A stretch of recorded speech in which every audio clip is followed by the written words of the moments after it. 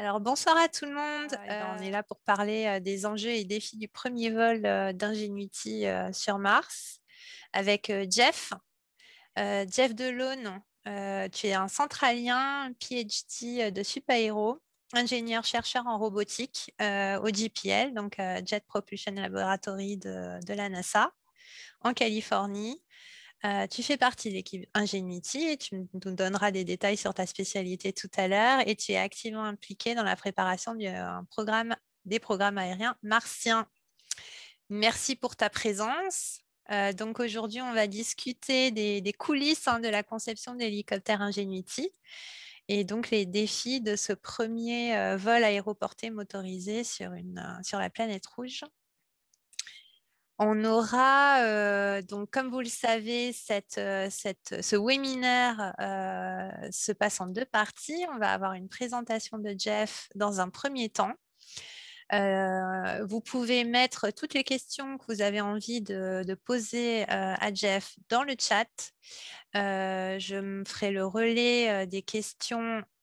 Dans un deuxième temps, on aura une partie questions-réponses voilà, dans à peu près 40 minutes. Vous avez déjà deux webinaires qui sont enregistrés, qui sont diffusés sur la page YouTube, la chaîne YouTube de l'association Planète Mars. Donc la première était par notre président, Philippe Clermont, sur Persévérance. Et nous avons eu un deuxième webinaire de Richard Edman, notre vice-président, sur Starship. Voilà, donc ils sont déjà en ligne et donc le webinaire de ce soir sera aussi disponible sur la chaîne YouTube dans quelques jours. Voilà, dernier petit point avant de commencer. Vous pouvez toujours activer votre vidéo si vous le souhaitez. Bien sûr, c'est filmé et c'est enregistré. Donc, si vous ne souhaitez pas être visible sur la vidéo sur la chaîne APM, et bien simplement, vous n'activez pas votre caméra, tout simplement. Voilà, donc on passe à la partie intéressante de la soirée. Et Jeff, on a déjà des questions qui m'ont été relayées avant le webinaire. Donc autant te dire qu'il y avait déjà pas mal d'intérêt sur Ingenuity. Donc on t'écoute avec attention. Merci pour ta présentation en tout cas. Super, merci Aline, merci Philippe et bonsoir à tous. Alors premièrement, merci de m'avoir invité. Je suis ravi de pouvoir venir parler à Planète Mars. J'avais assisté à quelques réunions il y a une dizaine d'années, mais donc ravi de revenir en montrant un peu quelques projets. Je voulais aussi dire que c'était ma première présentation comme ça générale sur Ingenuity, donc vous allez être un peu, ça va être un peu prototype. Donc j'espère que ça tape dans le bon niveau de détail. Et sinon, on aura les questions après un peu pour adapter. Et Aline, s'il y a des questions qui sont évidentes sur le chat quand je parle, je suis aussi ravi de faire ça un peu plus discussion et puis éventuellement de parler plus en détail sur quelques aspects pendant la première présentation. Mais je vous laisse gérer ça. L'autre aspect, c'est vu que c'est la première et qu'on manque un peu de temps, pour l'instant, la présentation est en anglais uniquement. J'ai pas eu le temps de la traduire, donc je m'excuse pour ça, mais je ferai de mon mieux pour faire une traduction en live pendant que je parle. Donc, Ingenuity, donc ça va être donc c'est le premier drone qui a volé, qui a fait un vol motorisé et aéroporté sur une autre planète. Je sais ça a souvent été dit que c'était le premier vol sur notre planète, c'est pas exactement vrai. Les missions Apollo ont fait des vols motorisés, mais avec des moteurs fusées. Et il y a eu des vols aéroportés non motorisés avec les ballons Vega sur Vénus dans les années 80. Donc voilà, donc pour Ingenuity, la vraie caractérisation, c'est le premier vol aéroporté et motorisé sur une autre planète. C'est déjà pas mal. Et donc, on va regarder un peu en détail comment se place Ingenuity par rapport au reste de la mission Mars 2020 et Persévérance, quels étaient les objectifs fixés au départ, les challenges qui étaient associés à faire pourquoi est-ce que ce vol est au final si dur que ça. Il y a beaucoup de vols il y a beaucoup de drones qui volent sur Terre, donc qu'est-ce qui change vraiment sur Mars? Comment le design d'Ingenuity a adressé tous ces challenges. Et puis ensuite, on va un peu revenir sur les photos et puis tout ce qui se passe sur Mars depuis bientôt 3 semaines maintenant. Donc, d'abord, le premier point, c'est que Ingenuity, avant d'être un robot, c'est d'abord une équipe. Une équipe qui, même si on dit qu'elle n'est pas si grande que ça, c'est quand même pas mal de monde. Donc là, c'est une photo sympa qui avait été faite au JPL il y a 2 ans maintenant, quand la phase de conception d'Ingenuity se terminait. Donc oui, ça fait déjà 2 ans que beaucoup d'entre nous ont arrêté de travailler là-dessus directement. Après, il y a eu la phase d'intégration sur le rover de préparation qui a duré près d'1 an, et puis ensuite toute la phase de préparation au lancement et de voyage vers Mars qui a duré une autre année. Et donc là, vous voyez une équipe qui fait un peu moins d'une centaine de personnes, et c'est uniquement la composante JPL.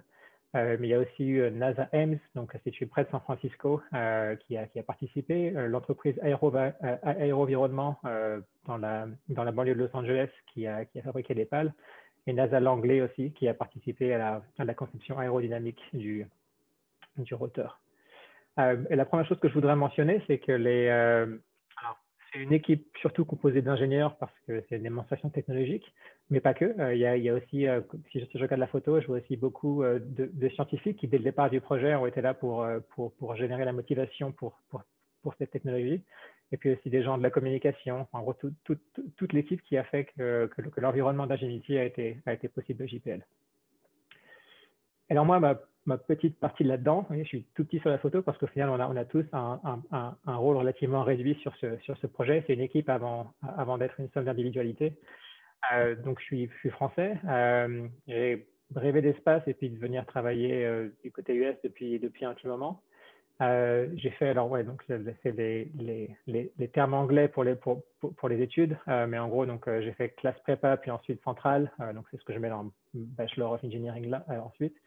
Après, j'ai fait un double diplôme, cette fois-ci sur le spatial à Cranfield, au Royaume-Uni. Et j'ai enchaîné avec une thèse en navigation visuelle pour des missions spatiales robotiques. Alors, c'était à l'ISAE, et puis c'était dans le programme de thèse de LPI de l'ESA. Donc, c'est-à-dire que vous avez toujours un laboratoire, donc ISAE et puis l'ONERA dans mon cas, l'Agence spatiale européenne et une entreprise qui était Airbus. Donc ça s'est fini en 2013. Puis je suis resté deux ans à Paris à bosser sur des problèmes de navigation pour la robotique CEA. Et puis depuis 2015, du coup, je suis arrivé au JPL. Ingenuity, c'est ma première mission vol. Sinon, mes autres projets jusqu'à maintenant, c'était beaucoup des missions plus orientées recherche. Alors du coup, en termes de recherche, ma spécialité, c'est sur les systèmes de navigation pour les missions planétaires. Donc, ce qu'on fait en général avec un GPS sur Terre, c'est malheureusement pas disponible quand on veut aller explorer Mars, Vénus ou d'autres corps. Donc, il y a pas mal de recherches sur ça.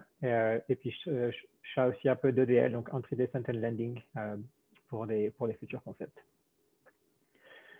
Maintenant, partons sur la mission. Donc, je veux vraiment d'abord faire un premier pas en arrière et puis regarder qu'est-ce que la mission Mars 2020 en général, parce qu'avant d'être Ingenuity, c'est quand même surtout le rover Perseverance et qui vient là pour deux aspects. Il y a un premier volet qui est concentré sur faire de la science de terrain.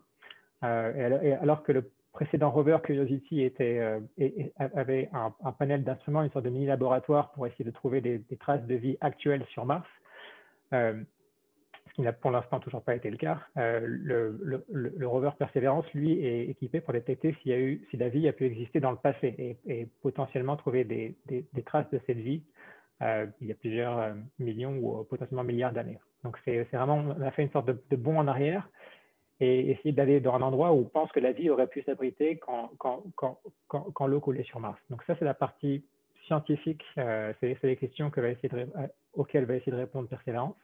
Ensuite, il y a une partie déjà préparation des futures missions.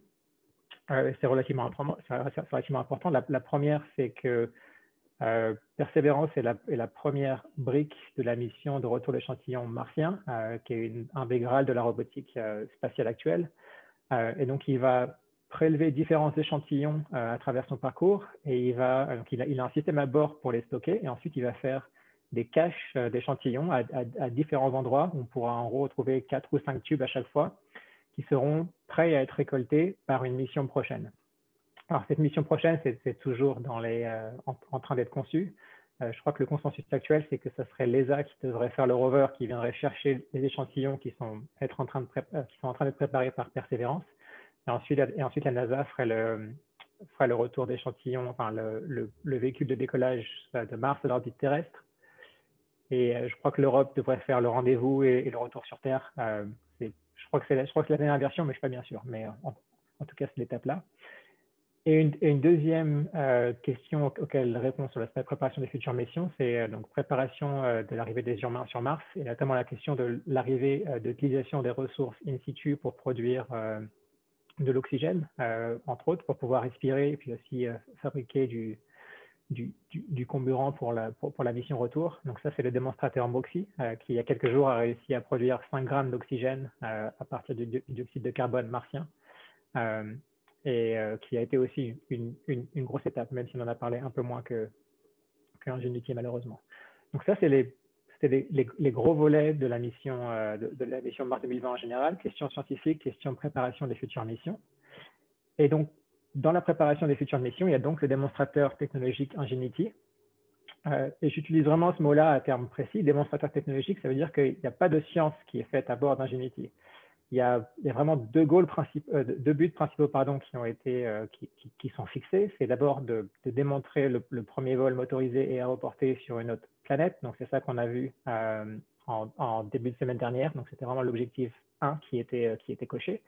Et ensuite, l'objectif 2, c'est que maintenant qu'on sait que c'est possible, on a fait les premiers vols qui, au début, étaient exactement dans les bornes des modèles qu'on s'était donnés. Et puis maintenant, on tente de pousser la limite pour, du coup, puisqu'on est sur Mars, autant améliorer les modèles, améliorer nos modèles, et puis essayer de construire des hélicoptères numéro 2, numéro 3 plus performants et plus sûrs. Donc, toute cette collecte de données, c'est la phase qui est en train de se passer maintenant, spécifiquement depuis le vol numéro 3, où on est en train de faire des grandes phases de translation horizontale à des vitesses de plus en plus élevées. Et c'est vraiment la phase là où on est en train de pousser le modèle et vraiment en train d'apprendre pour les futurs hélicos.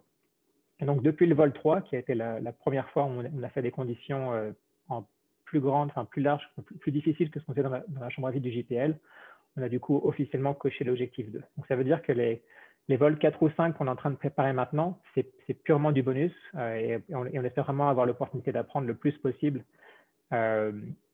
pendant le temps qui nous est imparti et qui est de 30 jours. Donc, on pense avoir encore une petite dizaine de jours pour pouvoir faire ces vols.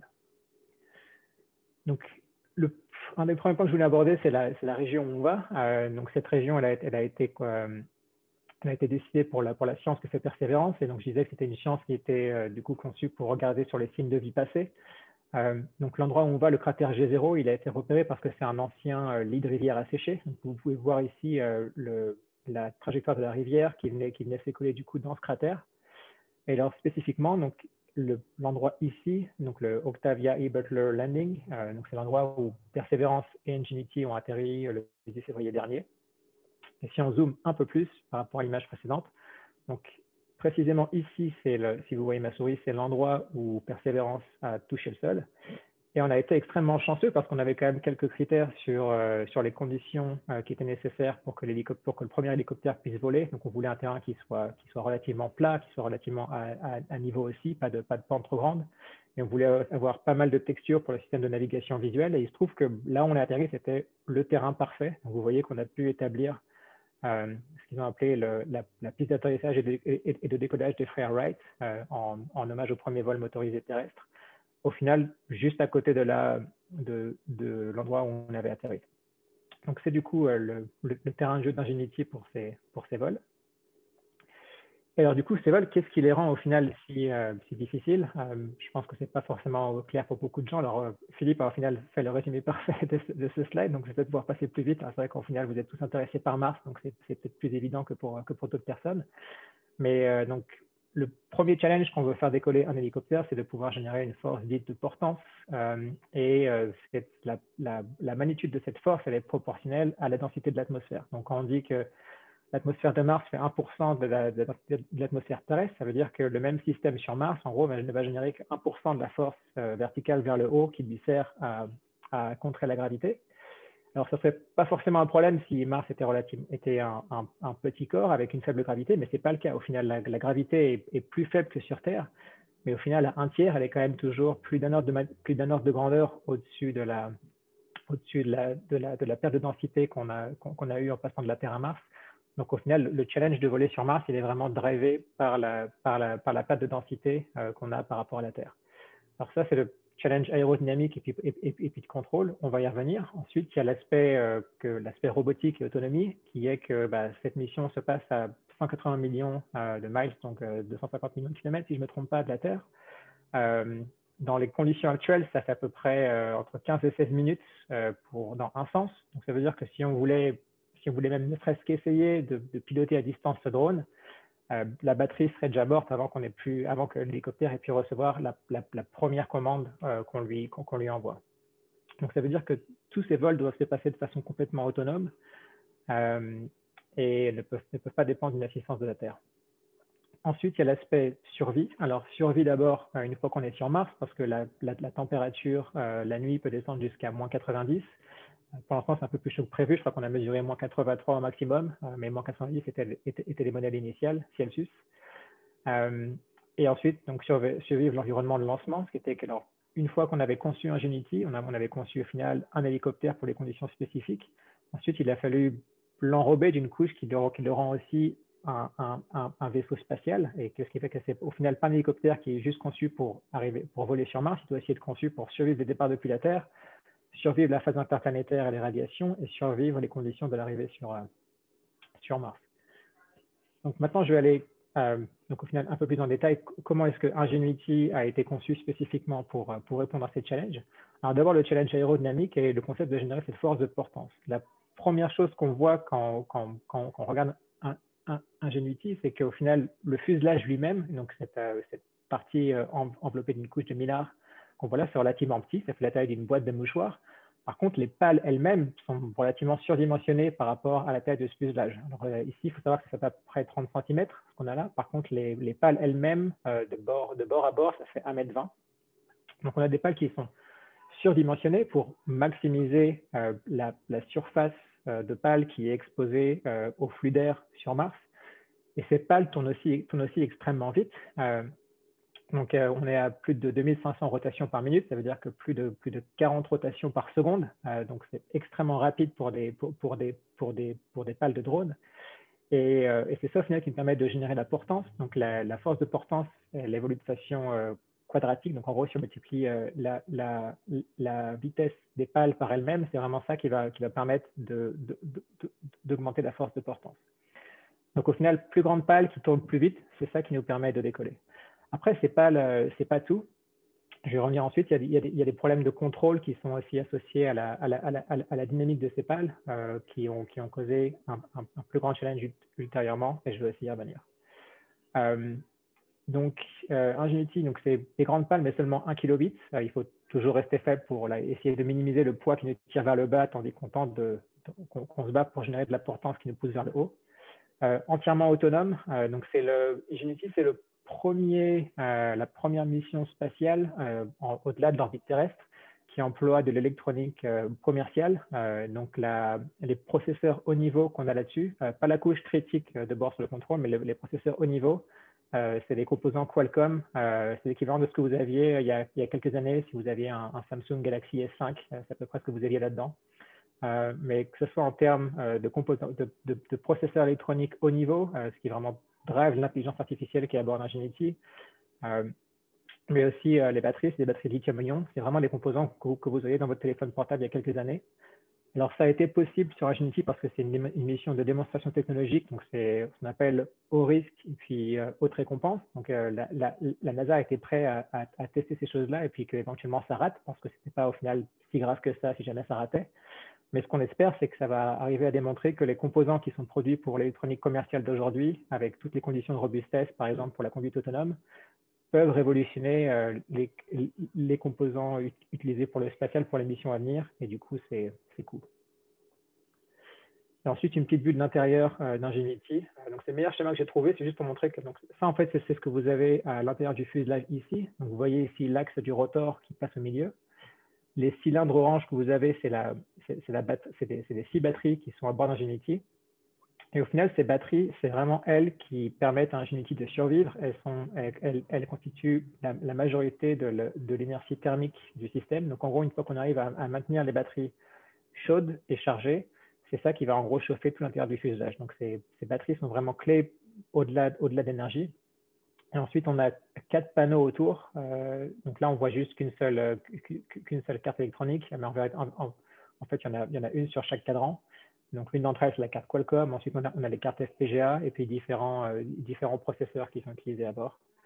Et ce que vous voyez ici, c'est donc les capteurs de navigation. On va y revenir ensuite, mais on a donc l'altimètre laser et les caméras qui sont utilisées pour la navigation, donc l'image noir et blanc, et puis la caméra couleur qui est utilisée pour les images qu'on voit maintenant. Donc, tout à l'heure, je disais qu'il n'y avait pas uniquement un challenge de générer la portance, il y a aussi un problème de contrôle. Donc ça, c'est un des premiers prototypes qu'on a fait voler dans la chambre à vide de JPL, c'est en 2014. Donc c'est un prototype qui est piloté manuellement. Et je peux vous dire que la personne qui le pilote, c'est un pilote. Alors, il n'y a pas de ligue professionnelle à l'époque. Je crois qu'il y en a une aujourd'hui. Mais c'était une personne de ce niveau-là qui regardait, au final, qui tentait de piloter Ingenuity. Enfin, le prototype de l'époque, c'était pas encore Ingenuity depuis la fenêtre de la chambre à vide. Alors, la première observation qu'on voit, c'est que d'abord, on arrive à générer de la force de portance. Donc, c'est le premier hurrah. Ça veut dire que dans l'atmosphère martiale, il est possible de décoller. Mais ce que vous voyez aussi, c'est que ce pilote quasi professionnel, il a un mal fou à maintenir le drone dans les airs et il finit par le cracher dans le mur, ce qu'on voit maintenant. Donc, ça nous a permis de comprendre que, du coup, il y avait probablement quelque chose qui se passait dans la dynamique des pales. Et en fait, ce qu'on s'est rendu compte ensuite, c'est qu'au final, quand une pale d'hélicoptère vole sur Terre, en fait, il y a des modes de vibration autour de l'axe des pales qui sont naturellement amortis par la densité d'atmosphère terrestre. Et ce phénomène-là ne se produit pas du tout sur Mars. Donc, ça veut dire que quand vous tentez de contrôler le vol de l'hélicoptère en changeant en fait l'angle des pales, ce qui est en général le rôle, ce qu'on appelle du collectif et du cyclique dans les contrôles d'hélicoptères, où il faut vraiment contrôler l'angle de ces pales de façon précise à différents moments du vol, ces dynamiques-là sont totalement chamboulées sur Mars parce que la pale peut en fait elle-même modifier son angle à cause de ces vibrations. Et donc, c'est ça qui causait en fait ces premiers vols, de se crasher comme ça pour qu'on puisse comprendre. Donc, vous voyez l'évolution entre 2014 et cette fois-ci quelques années plus tard, en 2016, où on a eu donc le premier vol contrôlé dans la chambre à vide sur Mars. Donc, je vais juste revenir. Donc, on voit que là, entre la première vidéo et celle-là, on voit qu'on est arrivé sur un prototype qui est déjà beaucoup plus proche de ce à quoi ressemble Ingenuity. Les pales sont quasiment dans leur version finale. Ce qui change au final, c'est le fuselage qui n'avait pas encore toute l'avionique de bord. Et ce que vous voyez, c'est que là, du coup, ces pales-là ont été conçues donc, en fibre de carbone, qui notamment sont très légères, mais surtout sont très rigides. Donc, ça permet en fait d'amortir, de minimiser ces modes de vibration. Et c'est ça, en fait, qui nous a permis de pouvoir arriver à contrôler Ingenuity, c'est d'utiliser des fibres de carbone et avec des renforts de masse pour être bien sûr que tous ces modes de vibration disparaissent et du coup reproduisent les conditions de dynamique et de contrôle qu'on puisse avoir sur Terre. Vous voyez que ça, au final, ça a pris 2 ans à l'équipe pour arriver du coup à une phase de contrôle qui maintenant est autonome. Donc, il n'y a plus de pilote à la fenêtre. Alors, je ne sais pas si vous avez le son.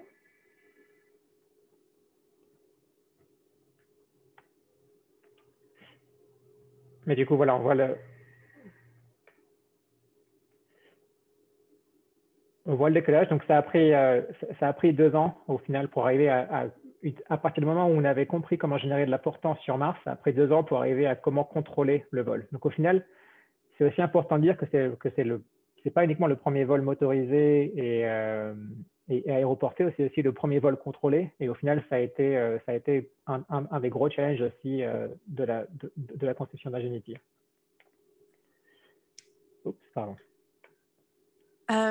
Jeff, je me permets de te poser une question du coup qui est arrivée sur le chat et qui peut éclairer pas mal de personnes. Tu parlais de 1,8 kg tout à l'heure. Est-ce que c'est la masse du fuselage avec le contenu ou seulement la masse du fuselage? Et donc du coup, quelle serait la masse des hélices d'une part et du système de propulsion d'autre part, s'il te plaît? C'est la masse totale. C'est la masse totale. Du coup, les hélices, ça représente... Je n'ai pas le nombre exact, mais c'est ridiculement bas. Je crois que c'est autour d'une centaine de grammes. C'est littéralement aussi bas que ça. Ah ouais, ok. C'est vraiment très, très bas. J'ai pas eu la chance de porter les pales directement la même, j'ai pu les toucher, j'étais déjà content, mais tous les gens qui les ont portés m'ont dit que c'est perturbant parce qu'on a l'impression d'avoir quelque chose d'énorme dans les mains, mais qui pèse ridiculement peu. Et donc, c'est un enrobage en fibre de carbone et c'est de la mousse à l'intérieur pour tenter de minimiser le poids de ces pales. D'accord, merci. Voilà, donc du coup, j'ai parlé un peu du challenge, donc de portance, ensuite du contrôle.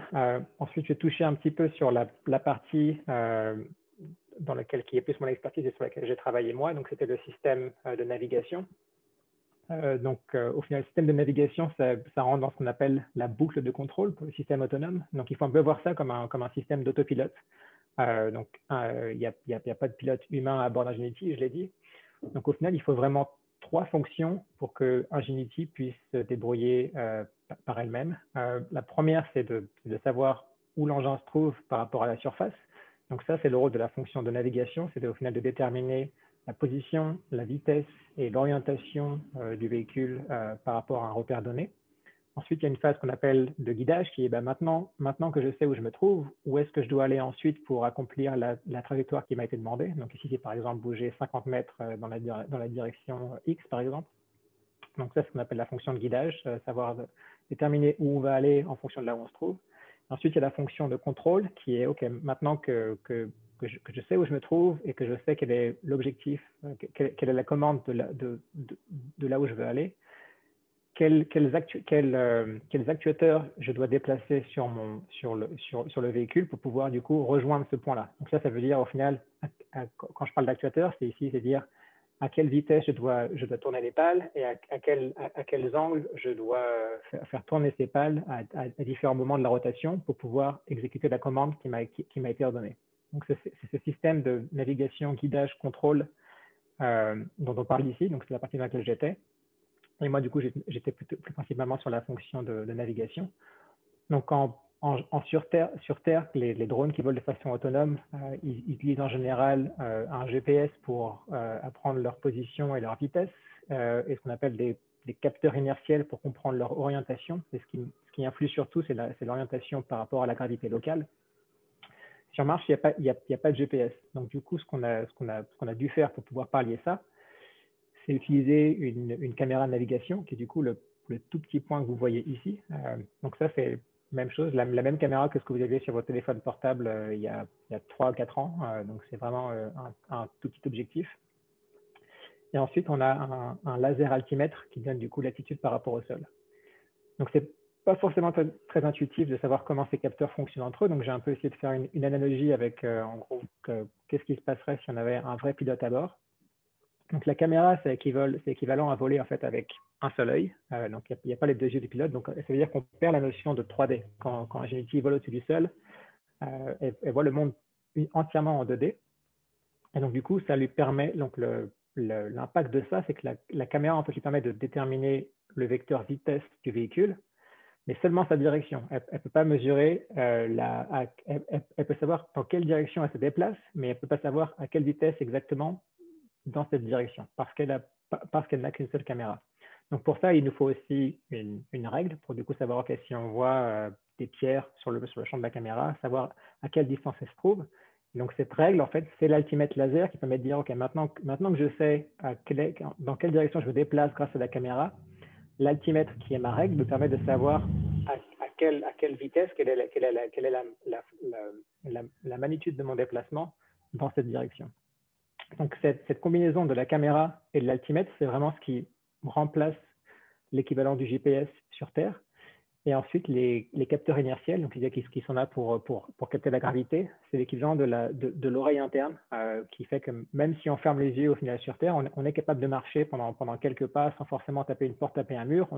On est capable de rester debout parce qu'on a ce système en nous qui nous permet en gros de déterminer la direction de la gravité locale. Maintenant, si on tente de marcher plus d'une dizaine de mètres, en général, vous allez sûrement taper quelque chose. Et ben là, c'est pareil, les capteurs inertiels peuvent permettre à Ingenuity de voler pendant quelques secondes, pas plus. Mais si on veut faire plus que ça, c'est là qu'il faut les corrections qui viennent de la caméra et de l'altimètre. Et d'ailleurs, de façon intéressante, si jamais il devait arriver un problème sur la caméra pendant un vol, je sais pas, problème software ou problème hardware, ou juste qu'il y a un gros nuage de sable qui se met devant nous, Ingenuity, par défaut, tenterait d'atterrir immédiatement au sol en utilisant uniquement le retour des capteurs inertiels. Et ça, elle pourrait le faire en quelques secondes. Donc, ça serait le mode sécurité si jamais on devait avoir un problème sur les capteurs visuels. Donc, plus précisément, du coup, sur la caméra, je pense que c'était intéressant de voir, du coup, je disais que c'était l'œil du pilote. Donc, je pensais que c'était intéressant de montrer, en fait, ce que voit vraiment Ingenuity à bord. Alors, ça, c'est pas une vidéo faite sur Mars. Malheureusement, le débit de données, pour l'instant, est trop réduit pour qu'on puisse télécharger ces vidéos complètes sur Terre. Mais c'est les vidéos des tests qu'on a fait sur Terre, donc, du coup, pour préparer le vol. Donc, on a fait à peu près 80 vols équivalents sur Terre. Dans différentes conditions, pour du coup vérifier que ce système visuel de navigation fonctionnait. Et donc, je peux vous montrer donc, ce qui se passe ici. Donc, vous voyez déjà par rapport à l'ombre que ce n'est pas le vrai drone Ingenuity qu'on a fait voler dans les tests terrestres. Oh, pardon. Le modèle de vol serait juste incapable de décoller sur Terre. On ferait probablement griller les moteurs avant qu'on ait géré assez de portance pour décoller. Donc, c'était un drone commercial sur lequel on a attaché une boîte avionique avec du coup toute l'électronique de bord qui correspondait à Ingenuity. Donc là, vous allez voir le décollage. Et ce que vous repérez sûrement, c'est qu'on a du coup ces petits points verts sur l'image qui correspondent à ce qu'on appelle des points d'intérêt en termes techniques. Donc, c'est en fait des points où il y a des forts contrastes dans l'image qui, on l'espère, correspondent à des points, à des points significatifs du terrain. Donc, par exemple, des galets, des textures différentes sur le sable.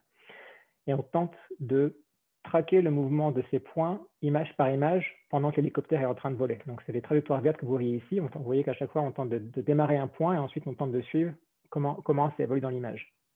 Et au final, c'est le mouvement de ces points sur le capteur de la caméra qui nous permet d'informer le mouvement du véhicule en l'air par rapport au terrain.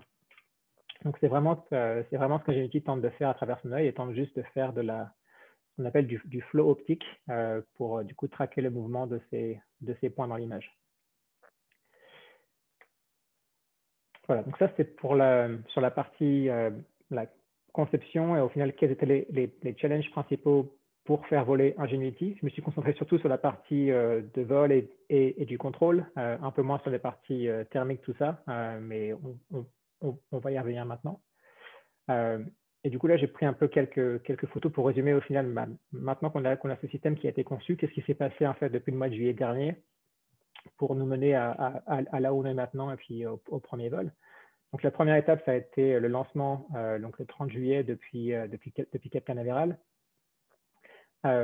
où là, du coup, donc, Ingenuity devait être capable de résister l'environnement de lancement. Donc, ça veut dire des vibrations et des domaines d'accélération qui seront bien plus larges que ce à quoi elle va être exposée sur Mars.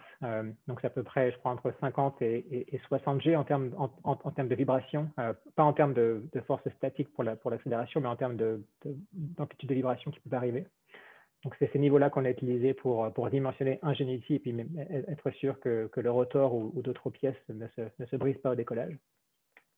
Alors, je n'ai pas de bonne image pour la phase de transfert interplanétaire. Mais là, il y avait l'aspect de résister à l'environnement radiatif, ce qui est au final assez bien fait. Donc, c'était même très bien fait. Donc, c'était une bonne confirmation que l'électronique qu'on a utilisée, l'électronique commerciale, a une chance au moins de survivre dans ces environnements très hostiles. Et ensuite, du coup, je remonte du coup la fin de la séquence d'atterrissage.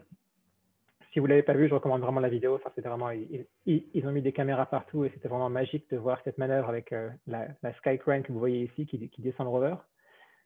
Mais ce qui est vraiment important, c'est que quand vous voyez cette image-là, en fait, ici, où du coup, sur une vue qui est prise à peu près 10 mètres de haut, on voit qu'il y a un nuage de sable. Je crois qu'on voit même des pierres relativement. Par exemple, cette pierre que vous voyez ici, ça, c'est une pierre qui a été levée au décollage. Donc, on a ces 8 moteurs fusées qui sont en train de maintenir Ingenuity à bord. Et ça secoue le sable, ça secoue les pièces tout autour. Et en même temps, Ingenuity là-dedans, elle est où? Ingenuity est exactement en dessous du rover. Donc, elle est presque au pire endroit possible pour survivre ça. Donc, il a fallu concevoir un système pour aussi s'assurer que cette phase d'EDL, de rentrée, n'allait pas non plus endommager Ingenuity lorsqu'on arrivait sur Mars.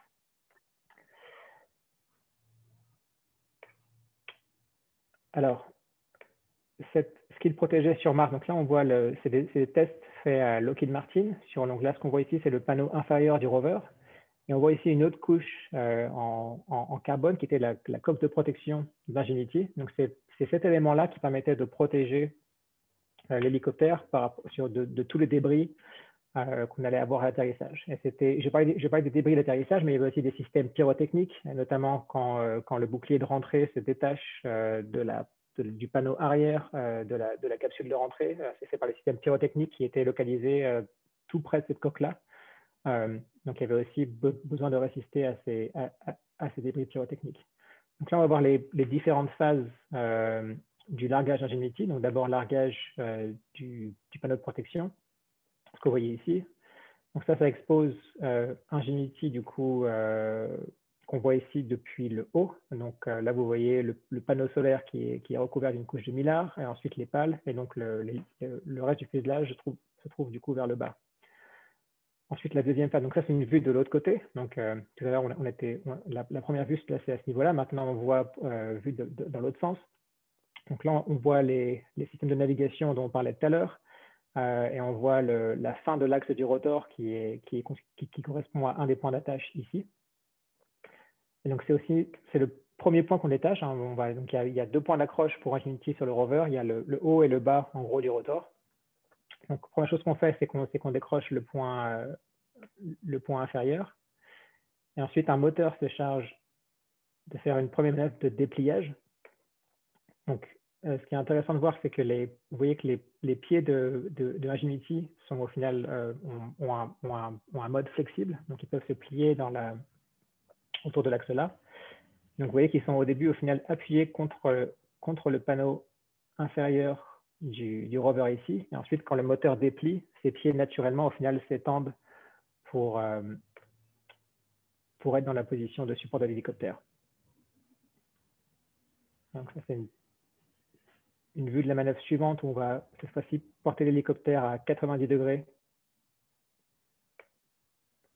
sous le rover.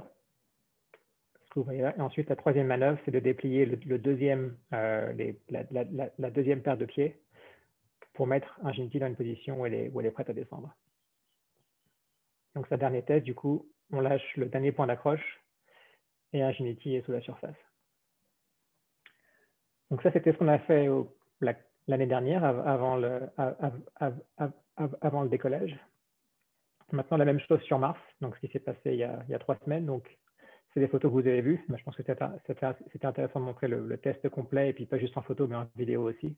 Donc, largage du bouclier de protection sous Persévérance. Ensuite, première manœuvre, on décroche l'accroche au panneau à la partie inférieure du rotor, et on fait une première inclinaison pour déplier la première paire de pieds. Ensuite, inclinaison à 90 degrés. La deuxième paire de pieds se déploie. Et enfin, on est à la surface.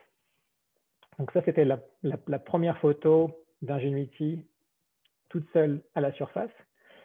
Alors, un des aspects que je n'ai pas trop mentionné jusqu'à maintenant, c'est au final l'importance d'être tout seul à la surface. Donc, à partir du moment où Ingenuity a été déployé, il y a un gros challenge thermique qui a commencé pour l'équipe. C'était que si jamais les modèles qu'on appelle thermiques, donc en gros, c'est la capacité d'un objet à retenir la chaleur, si ces modèles-là avaient été erronés pour le corps central d'Ingenuity, ou si le panneau solaire n'était pas arrivé à générer assez d'énergie pour recharger la batterie, au final, Ingenuity n'avait que 25 heures pour pouvoir survivre à Mars avec la charge qui lui était initialement fournie par le rover. À partir du moment où on a fait cette déconnexion, on a 25 heures qui nous sont données pour pouvoir tenter de recharger, mais si jamais ça ne marchait pas, on n'aurait jamais pu pouvoir faire les premiers vols. Donc, les premiers 3 jours ont été critiques dans le sens où il a fallu valider tous les modèles de charge et de thermique et s'assurer qu'on avait les bons budgets d'énergie et que Ingenuity était capable non seulement de survivre, mais aussi de charger sa batterie pour faire le premier vol. Et ça, c'est aussi super important parce que au final, 75% de l'énergie d'Ingenuity est passée uniquement à générer de la chaleur et c'est seulement 10 ou 15% qui sont utilisés pour la phase de vol et même pour ces 90 secondes qu'on passe en l'air. Donc, voilà, donc, premiers 3 jours ont été vraiment concentrés sur la phase thermique et puis énergétique. Et ensuite, il y a eu donc du coup 2 jours pour faire des tests. Je vois ici des tests d'abord de déverrouillage des rotors et ensuite des tests de rotation. Donc les 2 rotors étaient dans une position verrouillée pendant toute la phase de lancement et d'atterrissage sur Mars. C'était pour bien évidemment éviter que les rotors en fait ne touchent le panneau inférieur d'Ingenuity ou la coque de protection. Donc il y avait une première manœuvre où on faisait au final tourner le collectif et le cyclique du roteur d'une façon précise pour en fait déverrouiller pour déverrouiller les pales. Ensuite, il y avait un premier test. Donc ça c'est ce que vous voyez sur cette vidéo-là. C'est la séquence de déverrouillage. Ensuite, il y avait un premier test de rotation à basse vitesse. Donc, c'était 50 rotations par seconde. Pardon, 50 rotations par minute. Alors qu'on en fait 2500 sur le test nominal. Et ensuite, le premier test à 2500.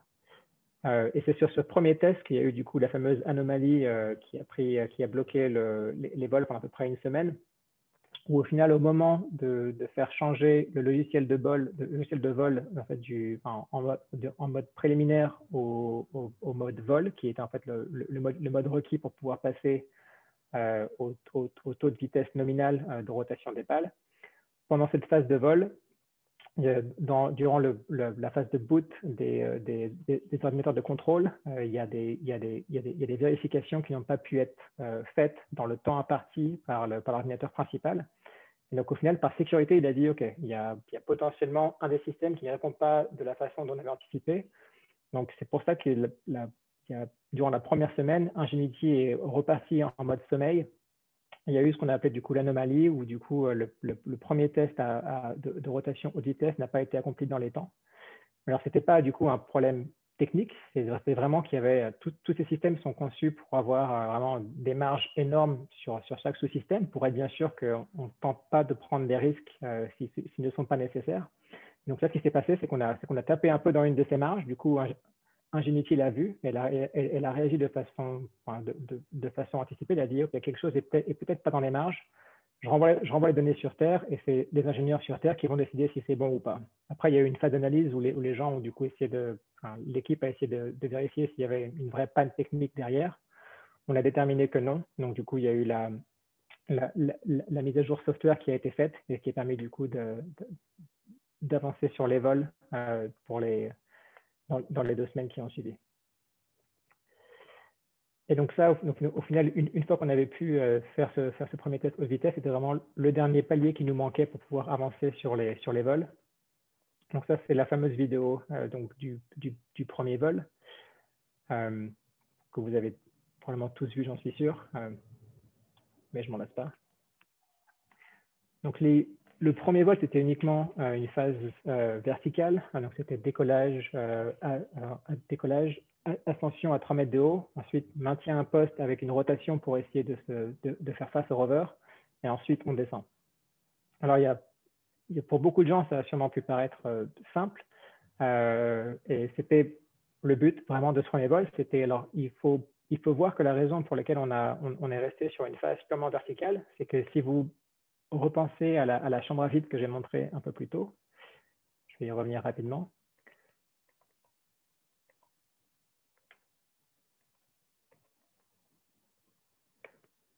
Voilà, donc ça, alors, avant le premier vol sur Mars, on avait uniquement pu voler dans cette chambre-là. Et vous voyez que c'est une pièce qui est cylindrique et dans laquelle il y a, alors même si on a 3 mètres en fait, entre le centre de la pièce et puis le bord, il y a énormément de phénomènes de recirculation d'air qui se passent quand les rotors tournent. Donc au final, on était contraint de rester relativement au centre de la pièce pour que Ingenuity ne soit pas affecté par des phénomènes de recirculation d'air.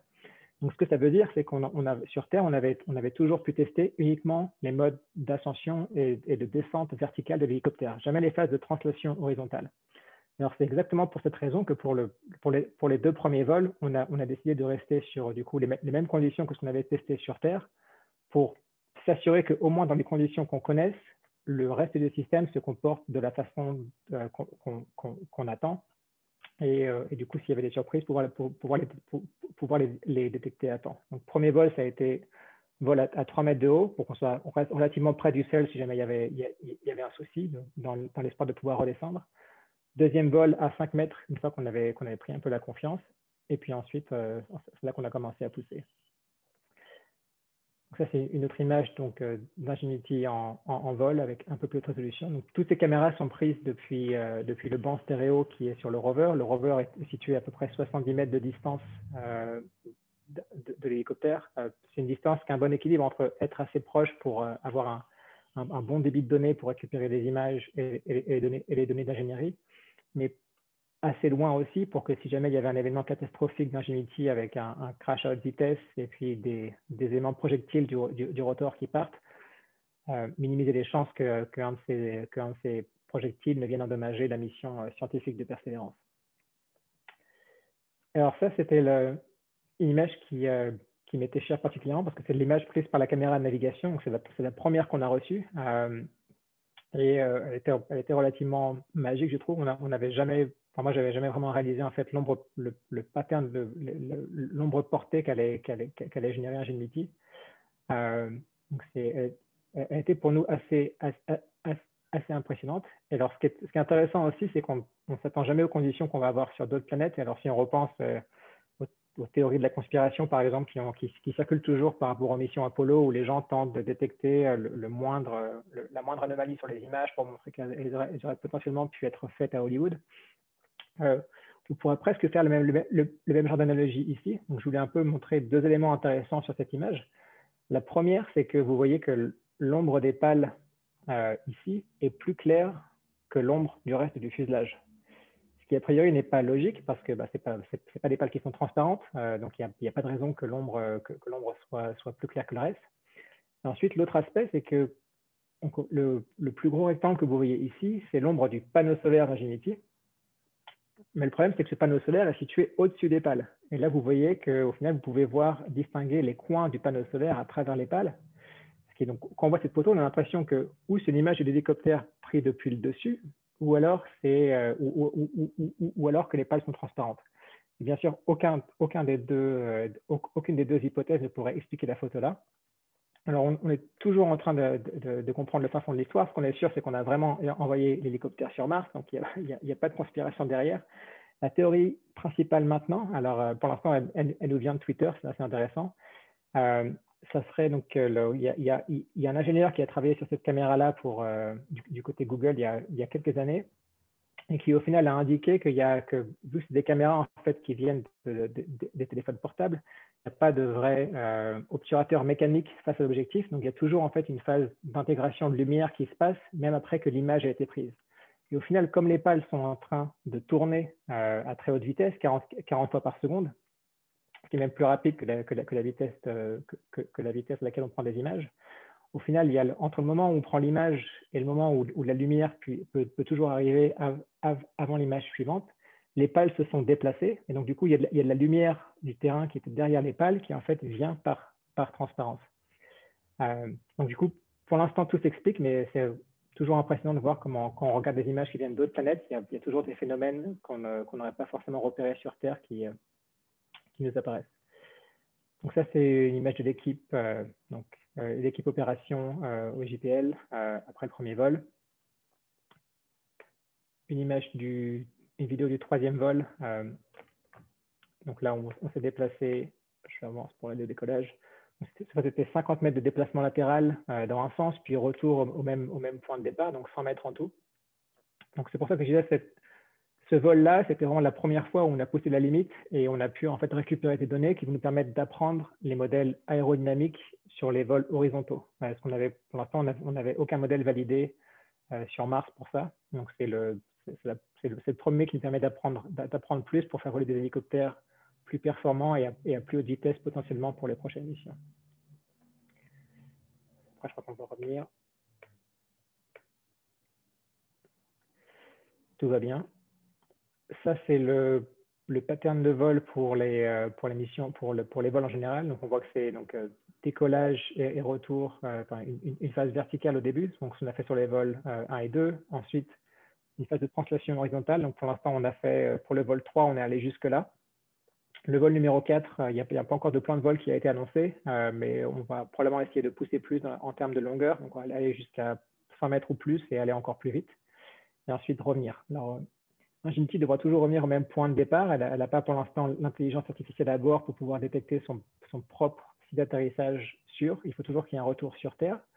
Par contre, ce qui pourrait être envisagé pour les prochains vols, c'est qu'on identifie sur Terre, à partir des images, un autre site qui a l'air sûr.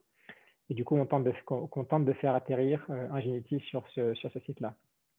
Ça pourrait être après le vol numéro 5, par exemple. Voilà. Et donc ça, c'est mon dernier slide pour un peu laisser de temps pour les questions. Je vais parler plus longtemps que prévu. C'était juste pour donner une indication sur quels sont les prochains projets d'hélicoptères. Maintenant qu'on sait qu'on a eu une démonstration technologique réussie sur Mars, qui est toujours en cours, donc on tente d'apprendre plus. Mais cette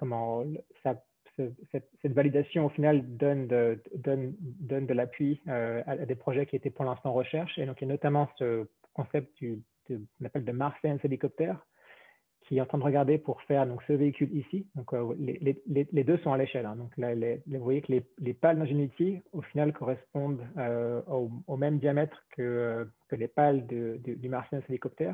Donc, ce véhicule fait à peu près 4 mètres de large. Donc, il est vraiment énorme. Pour 30 kg, et on pense qu'on pourrait mettre à peu près 5 kg d'instruments scientifiques à bord. Donc maintenant, la phase qui va commencer pour la NASA et pour le JPL, c'est de voir un peu quel est l'intérêt scientifique pour embarquer des instruments à bord de ces hélicoptères et voir quels concepts de mission vont en sortir. On a déjà parlé à beaucoup de scientifiques au JPL et puis dans la communauté pour bien sûr valider l'intérêt des hélicoptères. C'était la motivation pour Ingenuity au départ. Mais maintenant, on est vraiment dans une phase où on veut que les gens se manifestent et puis potentiellement viennent avec leur concept de mission côté science pour que ça devienne potentiellement une vraie mission dans les années à venir. Et du coup, je finis là. J'en ai une toute petite pour la fin. Est-ce que vous arrivez à voir le rover sur cette image-là?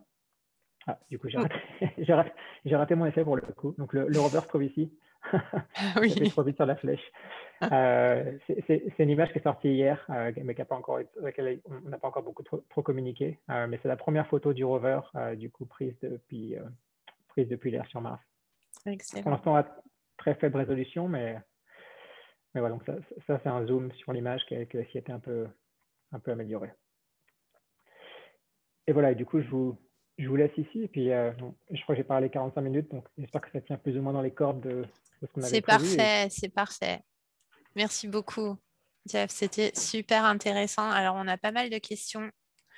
Je vais commencer par la première de Jean-Philippe Verselin, qui nous demande: pourra-t-on faire un drone du même poids que Persévérance pour aller plus vite et plus loin sur Mars afin de chercher rapidement des points de recherche, plus rapidement des points de recherche? Alors, du coup, je crois que c'est Alors, on pourrait... alors, si la question, en fait, est est-ce qu'on pourrait, en fait, optimiser Ingenuity avec la même masse et le même poids pour aller plus vite, plus loin? La réponse est oui. Pour l'instant, on avait, comme je disais, pas mal de marges de conception qui étaient dans le design. Donc, maintenant qu'on a ces nouveaux modèles, on pourra, en fait, réduire ces marges et, du coup, en fait, ça permettre de donner plus de poids pour les batteries. Donc, du coup, ce qui permettrait, du coup, d'augmenter la distance de vol. Donc, ça pourrait être le cas. Mais je crois que maintenant, là, on est vraiment passé sur des véhicules avec d'une classe plus importante, qui est du coup ce concept que je montre ici. C'est pour l'instant ce qui semble dominant, du moins du côté recherche pour les prochains drones. Après, ça peut aussi être dominé par en fait quels sont les aspects programmatiques de la question. C'est-à-dire que si on nous dit, si la NASA dit vous avez l'opportunité de faire voler l'hélicoptère tout seul, Alors, c'est sûr qu'on va penser beaucoup plus. Par contre, si c'est peut-être mettre un hélicoptère avec la mission, avec le prochain rover pour la mission de retour échantillon, bien sûr, un rover ne pourrait pas accueillir un véhicule qui fait 4 mètres dépliés et 2,50 m repliés, quoi. Tout à fait. J'en profite qu'on voit des photos d'Ingenuity là. En fait, au niveau des rotors, donc tu as 2 rotors, c'est ça qu'on peut voir ici. Chaque rotor est à contrôle cyclique de pas? Oui, c'est ça. D'accord. Et donc, du coup, le contrôle enlacé, tu le fais par variation de vitesse des 2 rotors en Non. contrat-rotation? Alors, non, alors ça, c'est une des super questions pour le coup. Alors, à cause de ce phénomène de vibration dont je parlais, au final, Ouais. alors sur Terre, quand on a plusieurs rotors comme ça, ou quand on a des rotors contrarotatifs comme sur Ingenuity, c'est vrai que la solution, alors c'est plus simple de faire des pales qui au final ont un angle fixe et de varier du coup la vitesse de rotation pour du coup changer la force de porteur sur chacun. Ouais. Mais si on fait ça sur Ingenuity, du coup, les phénomènes de vibration et de retard dans la dynamique à cause du manque d'atmosphère sur Mars, au final, rendent ça beaucoup plus difficile à contrôler. Alors qu'à l'inverse, si on peut faire des variations de l'angle d'attaque de chaque pale, c'est quasiment instantané. Et donc, du coup, ça nous permet au final d'écarter tous ces problèmes de dynamique qu'on avait. Donc, ça veut dire que chaque pale tourne à vitesse constante. C'est uniquement l'angle d'attaque de chacune qui est varié pour le contrôle. Et c'est varié en collectif et en cyclique. Ok, d'accord. Eh bien, waouh. J'ai une question de Pierre Brisson. Salut Pierre. Le besoin de lutter contre le froid et de recharger la batterie implique-t-il de ne faire des vols qu'en fin d'après-midi? Non, pour le coup, ça serait. Alors, en fait, il y a un équilibre entre les. Alors, en termes du vol, ça serait mieux de le faire en fait en fin de nuit ou très tôt le matin. C'est là que la densité est la plus élevée sur Mars. Et les variations de densité au cours de la journée, ça peut être 30%. Donc c'est vraiment et ça influe directement en 30% de variation de portance. Donc c'est vraiment énorme. Le problème, c'est que si on volerait le matin ou en fin de nuit, il ferait d'une très sombre. Et puis ensuite, on aurait juste brûlé beaucoup de la batterie pour pouvoir juste survivre la nuit. Donc, les vols actuellement se déroulent à midi heure locale, ce qui est en fait le bon équilibre entre être assez près du matin, mais au final avoir eu tout le matin pour pouvoir se recharger et puis avoir un peu de marche sur la batterie pendant le vol. En fin d'après-midi, vers 16 heures, c'est à peu près, je crois que c'est le moment où on a le minimum de densité sur Mars. Donc, du coup, c'est presque le pire moment pour voler du point de vue aérodynamique. D'accord. Merci beaucoup. On a une autre question de Christian Prin. Salut Christian. Je suppose que vous avez procédé à de nombreuses revues au fur et à mesure du développement du prototype. Et à ce titre, avez-vous bénéficié du savoir-faire des spécialistes civils et militaires hors NASA pour valider vos choix et vos essais de qualification, y compris les analyses de risque et de fiabilité? Oui, bien sûr. C'est même plus que pour des révisions. Il y a eu l'entreprise AeroVironment, dont je parlais, a été impliquée dans la conception et dans la fabrication d'Ingenuity. Donc, il y a eu des partenaires hors NASA qui ont été impliqués pendant la phase de construction, la phase de fabrication aussi, et qui sont toujours impliqués d'ailleurs sur les projets recherche qui sont en cours actuellement. Donc, ouais, c'est pas uniquement NASA qui est impliqué là-dedans.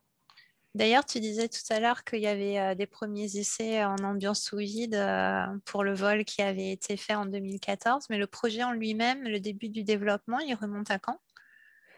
Alors, le début de ce projet Mars Hélicoptère spécifiquement, c'est en 2012. D'accord. Alors, je crois que l'anecdote, alors je n'étais pas là à l'époque, mais l'anecdote, c'est que c'est le directeur de l'époque, Charles Elachi, une des figures des JPL, qui venait visiter un des labos de robotique niveau recherche. Et donc, 2012, c'était le début de la révolution des drones sur Terre. Donc, il y avait pas mal de recherches pour les drones autonomes qui étaient en place, notamment dans mon équipe à l'époque. Et donc, du coup, c'est en visitant ce labo-là qu'il a dit c'est super chouette, ces drones qui volent tout seuls. Est-ce qu'on pourrait en faire voler un sur Mars?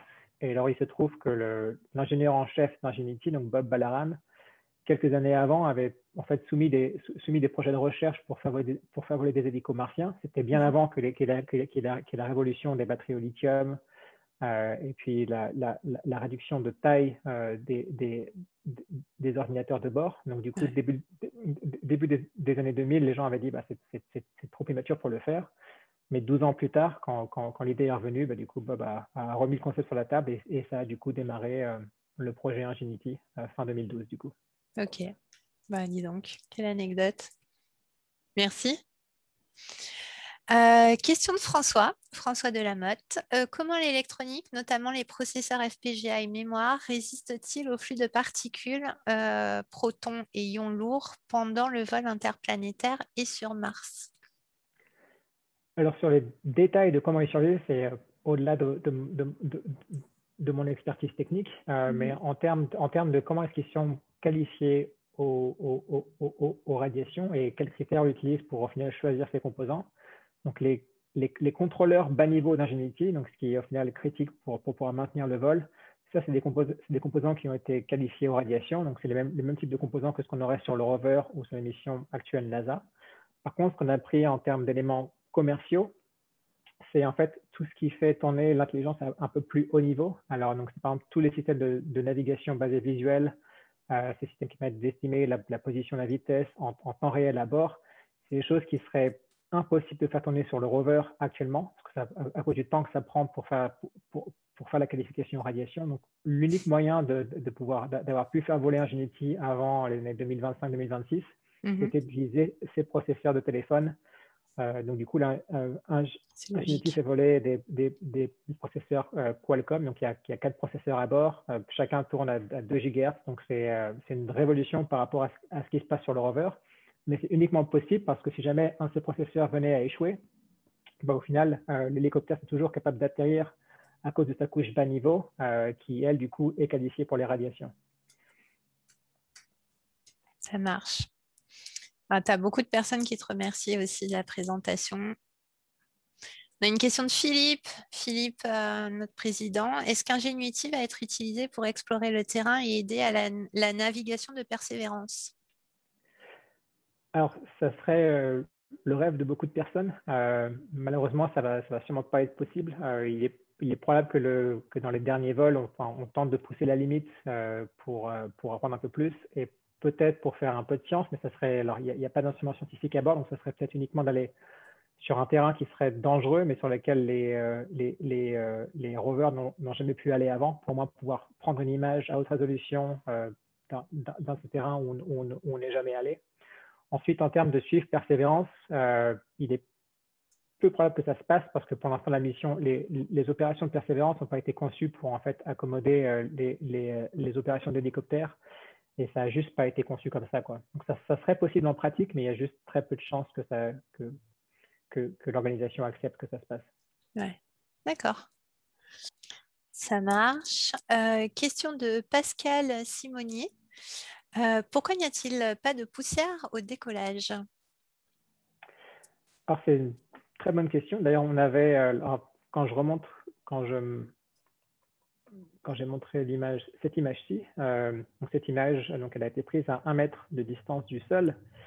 Et alors, la raison pour laquelle on a pris une image spécifiquement à ce moment-là, c'était exactement pour vérifier les conditions de poussière lors de l'atterrissage et du décollage. Et alors, par sécurité, vu qu'on avait un peu peur que cette poussière soit plus forte qu'anticipée, comme c'est le cas sur Terre, on a décidé de ne pas utiliser la caméra ni l'altimètre laser dans ce régime-là, juste pour être sûr que le sable n'impacte pas, mais uniquement quand on vole à plus d'1 mètre. Donc, cette image a été utilisée uniquement pour valider les conditions visuelles dans ces conditions-là. Et donc, effectivement, on voit pas grand-chose. Il y a une vidéo qui est sortie, mais je ne l'ai pas mis dans la présentation, où des gens du JPL, je crois, utilisent le même traitement d'image qui est utilisé pour détecter les dust devils à la surface de Mars. Donc, c'est ces tornades de sable qu'on peut voir des fois. Et avec ce traitement d'image, il est possible de voir le nuage de sable d'Ingenuity au décollage et atterrissage. Donc, au final, la réponse, c'est qu'il y a bien du sable qui décolle du sol quand on fait ces manœuvres, mais ce n'est pas assez pour qu'on puisse les voir sur les caméras visibles classiques. D'accord. On a pas mal de remerciements aussi des gens qui nous écoutent là, qui sont connectés pour la transparence et pour tes explications très claires et très intéressantes.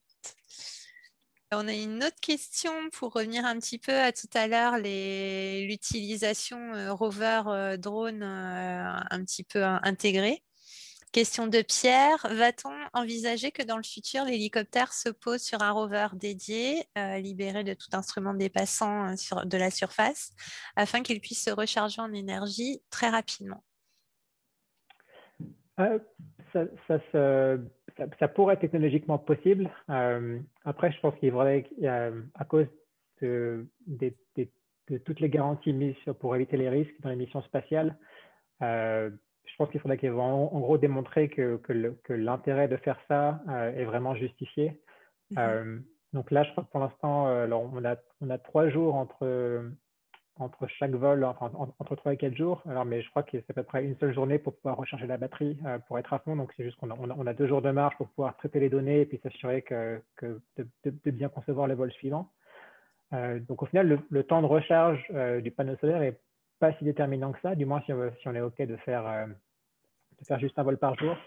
Donc, ouais, il faudrait vraiment bien justifier ça parce qu'il y aurait toujours un risque d'aller si près du rover qui coûte beaucoup plus cher que l'hélicoptère.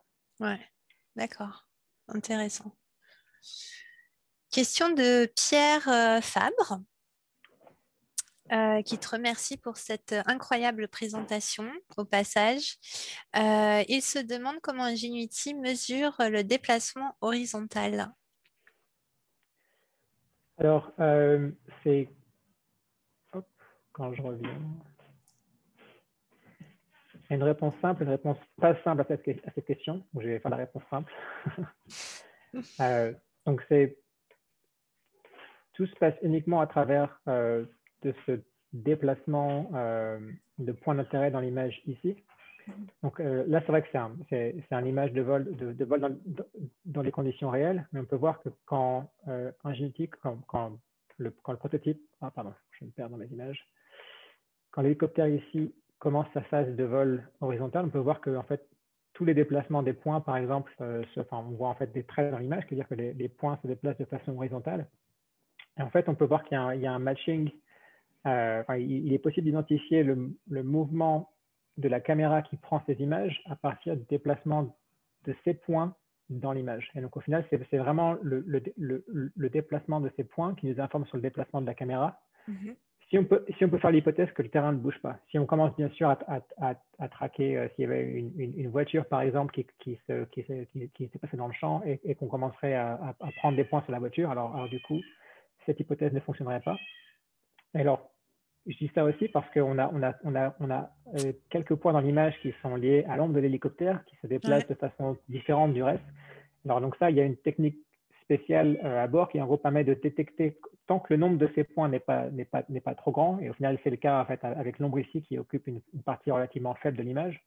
On peut en fait statistiquement détecter quels sont les points qui ne correspondent pas au déplacement principal de l'image et du coup les écarter pour s'assurer qu'ils ne vont pas du coup polluer la mesure. Mais sinon, en termes de déterminer la direction de déplacement, donc du coup direction du vecteur vitesse, c'est purement fait avec du coup l'estimation du déplacement de ces points dans l'image. D'accord. Merci beaucoup.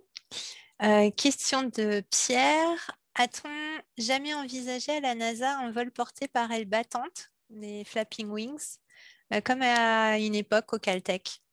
Il nous cite le professeur Michelson. Oui, Si alors, je suis sûr qu'il y a des gens qui ont soumis le concept côté recherche. Je suis à peu près aussi sûr que pour l'instant, ça n'a jamais été considéré vraiment sérieusement côté NASA pour une mission.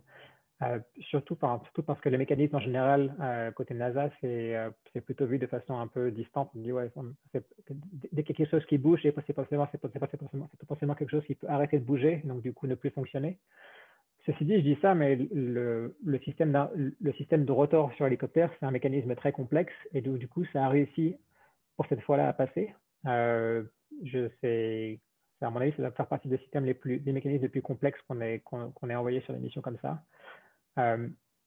Donc, il y a peut-être un espoir pour qu'un jour des ailes battantes partent sur d'autres planètes. Je pense que un concept peut-être qui pourrait arriver avant, ça serait pour des avions martiens ou d'autres planètes, qui étaient au final les premiers concepts de vol aéroporté pour Mars. Dans les années 2000, il y avait le programme Ares, je crois, qui avait été quasiment sélectionné pour une mission Discovery. Donc, c'était un drone avion qui devait voler sur Mars. Ouais. Et je crois qu'une des raisons principales pour lesquelles ça n'a pas été sélectionné, un des problèmes de faire voler des avions, c'est qu'en fait, il faut avoir une piste d'atterrissage relativement grande, quoi.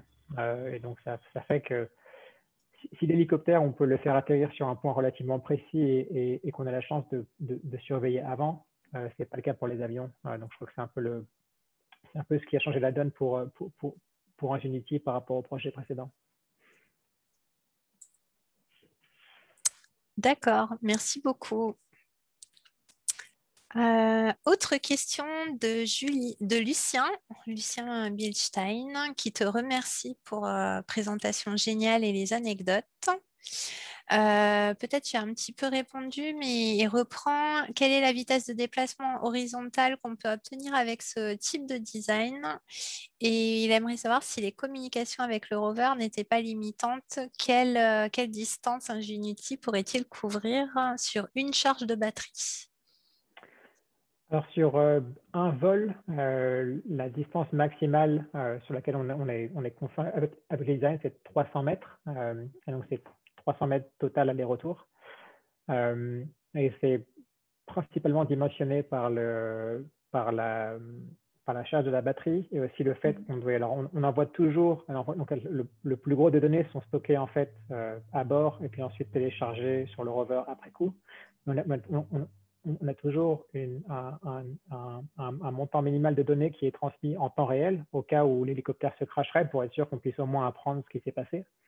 Et donc, du coup, la distance maximale est aussi conduite par ça pour s'assurer que si jamais on allait trop loin et qu'il y avait un problème, ça serait vraiment critique qu'on puisse au moins apprendre ce qui s'est passé pour ne pas le reproduire sur une mission suivante. Et en termes de vitesse maximale, on est monté à 2 mètres par seconde pour l'instant. Je ne sais pas le nombre maximal pour lequel ça a été conçu, mais je crois que ça va être autour de, à mon avis, 3 ou 4 mètres par seconde, pas plus que ça. Ce qui est déjà pas mal, hein, en fait. Ouais, pour un démo flight. C'est super. Sur les vols 4 et 5, s'ils peuvent le pousser plus vite, ce qui a priori semble être dans les plans. Mais ouais, je ne pense pas qu'on ira pour l'instant à 100 km à l'heure ou ce genre de vitesse. Pour le prochain. D'accord. Bah oui. Retour d'expérience. On a aussi une question de Nicolas Bourliatou qui te remercie pour cette présentation. Quelle est la durée de vie espérée d'Ingenuity et combien de vols pourrait-il faire si tout se passe bien? Alors, la durée de vie va être très probablement déterminée par le rover et du coup l'aspect projet. Donc, ça va sûrement être limité à 30 jours. Si pour une raison ou pour une autre, il se trouvait que la NASA décidait de faire voler Ingenuity plus longtemps, si tout se passe bien, ça pourrait en théorie survivre jusqu'à l'hiver martien. Donc, ça veut dire les 6 prochains mois sur Mars, donc la prochaine année terrestre. Et ça serait a priori le principal critère physique, ça c'est le fait que si les températures descendent trop bas sur Mars, on pourrait, la thermique de l'hélicoptère n'est pas conçue pour résister aux températures plus basses qu'elles ne le sont maintenant. Donc là, c'est le début du printemps sur Mars, ça veut dire que les conditions vont s'améliorer dans les mois à venir. Mais encore une fois, on ne s'attend pas à pouvoir voler plus de 30 jours en tout. Donc ça veut dire plus que 10 jours par rapport à la date d'aujourd'hui. Ouais. Bon, on peut espérer une bonne nouvelle peut-être. On va croiser les doigts d'avoir encore plus de vols. Ça sera que du bonus. Ouais. Et puis, il est bientôt 21h, donc je vais poser encore une question et puis après, on va s'arrêter là. Christian a une autre question. Que va apporter l'expérience Ingenuity pour des applications terrestres futures par drone, à ton avis? C'est une bonne question. Je n'y ai pas directement réfléchi avant. Alors, je crois que l'équivalent de l'aérodynamique sur Mars, ça correspond à voler une densité de 27 km sur Terre, donc je crois 3 fois la hauteur de l'Everest, 100 000 pieds. Donc, je ne sais pas s'il y a beaucoup d'applications qui sont intéressées pour faire voler un appareil de type hélicoptère à l'altitude là. Donc, je pense du côté aérodynamique, ça va être limité. L'aspect peut-être plus important, c'est de montrer, enfin, au final, c'est des démonstrations d'autonomie, de pouvoir en fait montrer qu'on peut faire voler un engin qui a quasiment 200 millions de kilomètres de distance. Plus que ça, une fois de façon autonome, ça va sûrement motiver plus d'applications pour ces robots autonomes qui sont déjà grandes, mais je crois que ça risque en gros de montrer un peu de, de montrer un peu ce qu'on peut faire, quoi. Donc je pense, Surtout à mon qu'il y a avis, une... peut-être plus du côté autonomie que du côté vraiment aérodynamique pour les applications. Peut-être que la résolution aussi vis-à-vis du terrain et sa capacité finalement à suivre le tracé qui est prévu sur la map. Donc le pattern dont tu parlais tout à l'heure, ça aussi, ça doit être quelque chose d'assez prodigieux en fait, de pouvoir atteindre vraiment des précisions de vol sur un vol autonome comme ça. Oui, alors c'est vrai que les précisions pour l'instant elles ont été assez élevées, donc on est vraiment très content. Je crois que sur le vol, le troisième vol, donc celui qui fait 100 mètres, 100 mètres en tout, on est à moins de 40 cm d'erreur par rapport au point qu'on C'est fou. visait. Donc c'est assez bas. Il y a pas encore là, tout est fait en navigation relative maintenant, c'est-à-dire que quand on retourne au même point, on n'est pas en train d'essayer de réidentifier l'image sur laquelle on va atterrir. On pourrait faire ça à l'avenir, ce qui réduirait encore plus les erreurs. Mais ouais, c'est pas quelque chose qui était nécessaire pour Ingenuity à l'heure actuelle.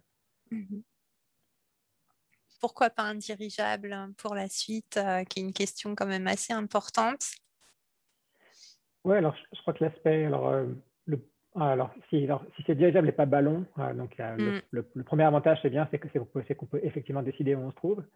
Il y a des concepts pour Mars, je suis pas sûr, mais au moins pour Titan et Vénus, où les gens pensent utiliser en redéployer des hélicoptères depuis depuis un ballon ou un dirigeable. Et du coup, ça illustre bien la complémentarité qui est que le dirigeable ou le ballon, déjà, faut les gonfler sur place, ce qui est une manœuvre compliquée. Enfin, pour le gonfler sur le terrain, alors, en général, il faut des gens qui tiennent la voile pour s'assurer qu'en gros, que tout se passe bien. Si on veut le diriger en vol, il faut s'assurer que quand le ballon ou le dirigeable se déploie depuis la capsule de rentrée, il ne faut pas que les matériaux se déchirent lors du déploiement du panneau inférieur. Et ensuite, même si on arrivait à déployer le dirigeable ou le ballon, c'est très adapté pour les mesures aériennes, mais ça manque un peu de la capacité de pouvoir aller en gros sur le terrain, prendre potentiellement des échantillons, de faire des mesures directes sur le sol. Donc je pense que c'est des concepts complémentaires, mais pas forcément concurrents, quoi. Eh bien, merci beaucoup, Jeff, pour les réponses à toutes ces questions, pour la présentation, pour tous ces détails que tu nous as donnés. Vraiment, c'était super intéressant. Il y a beaucoup de gens qui sont très, très contents et qui te félicitent et qui trouvent que tu as une belle réussite et que le projet est un petit bijou technologique. Donc, merci mille fois pour cette présentation. Merci beaucoup et merci pour toutes les questions. Il y en a plusieurs auxquelles je n'avais pas pensé, donc je continue d'apprendre toujours, même pendant cette présentation, donc c'est super cool. Eh bien, merci et merci à tout le monde. Vous retrouverez évidemment du coup la suite et cette vidéo en replay sur notre site internet YouTube de la chaîne APM. Et puis, merci beaucoup pour votre participation active et pour vos questions. Et puis ben Jeff, n'hésite pas à revenir quand tu veux pour nous donner la suite du planning d'Ingenuity, soit dans quelques jours, soit dans quelques semaines, si pourquoi pas, par bonus, il continue à voler et à nous faire rêver. Merci beaucoup. Bonne Merci soirée. beaucoup, Jeff. Merci Merci. beaucoup, au nom de l'association. Merci.